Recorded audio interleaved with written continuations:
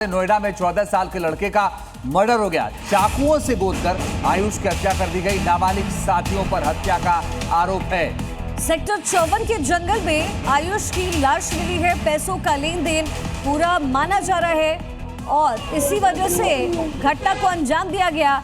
ये फिलहाल पुलिस इस पूरे एंगल को लेकर के तहकीकात कर रही है। मेरे बच्चे को काट दिया, काट के डाल दिया। मेरे बच्चे को थाने वाले सब जानते थे। 5 दिन पहले मेरे बच्चे की डेड बॉडी ठीक ठाक थी, चेहरा दिख रहा था, मिल गई।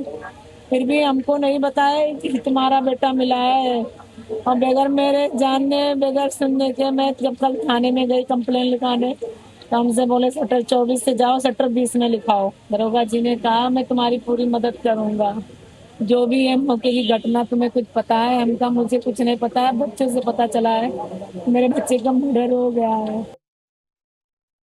साथ गए थे बर्थडे पार्टी में, वहीं पे सर इनको अब क्या किए इनके साथ में, सामने तो कोई था नहीं, लेकिन उनको चाकू से, और मुस्लिम कास्ट के लोग थे उसमें, वही लोग इन्वॉल्व होके जान से मार के नाले में फेंक दिए। 10 दिन के बाद इनकी लाश मिली है। हम लोग FIR भी किए, उसका कोई संज्ञान नहीं लिया गया, ना हमारी कोई सुनवाई हुई है।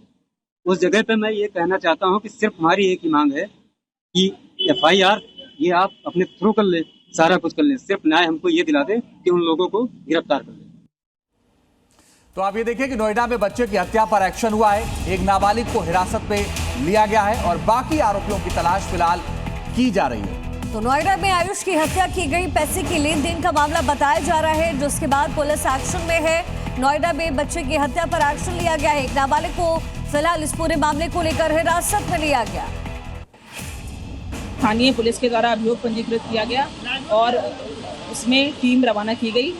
जो महिला थी, बच्चे की मां, उनके द्वारा 2 लोगों पर शक जाहिर किया गया था, जिसको टीम के द्वारा अपने अभिरक्षा में लिया गया। चूँकि इसमें जो मृतक है और जो इसमें आरोपी हैं वो सभी नाबालिग हैं।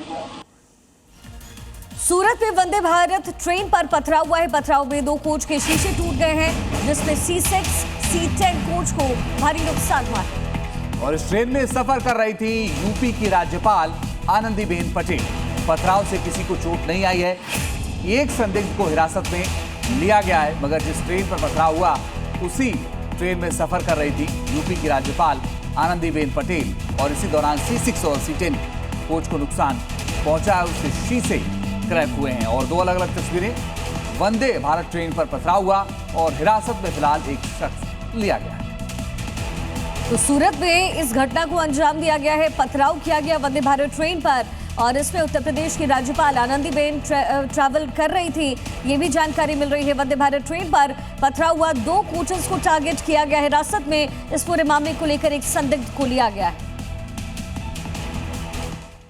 उत्तराखंड और कोसाड के बीच में स्टोन पेल्टिंग की एक जो घटना जो है उसका हमें संज्ञान में आया और हमने तुरंत इसको SP जो हमारे GRP हैं उनको हमने सूचित किया। साथ ही हमारा अंकलेश्वर का जो स्टाफ है, हमारे IPS स्टाफ है जो रेलवे प्रोटेक्शन फोर्स का, उसको हमने स्पॉट पे भेजा और तुरंत हमने वहाँ पे एक सस्पेक्ट को हमने वहाँ पे अरेस्ट भी किया हुआ है और उससे पूछताछ जारी है।